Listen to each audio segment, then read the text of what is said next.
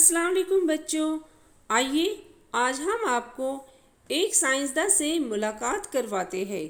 ये साइंसदान है जिसके सर पर सेब गिरने से इसने दुनिया में अपनी इजादत का तहलका मचा दिया। जी हाँ, हम बात कर रहे हैं सर इसाक न्यूटन की।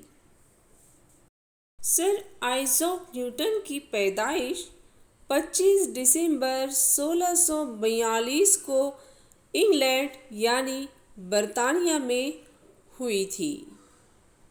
इंग्लैंड के आइजैक न्यूटन ने एक कर्स तैयार किया।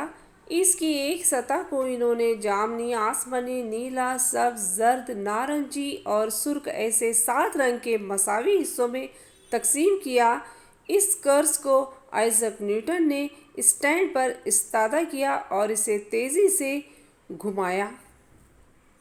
इस वक्त न्यूटन को 7 रंग की बजाय सिर्फ एक रंग नजर आया।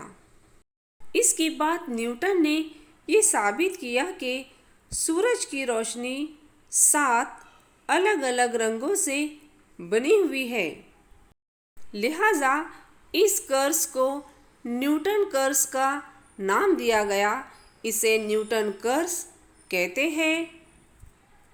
सर इसाक न्यूटन ने रोशनी के ताल्लुक से ऑप्टिक्स नामी एक किताब लिखी। इस ऑप्टिक्स किताब में उन्होंने अपने तमाम तजुर्बात को दर्ज किया है।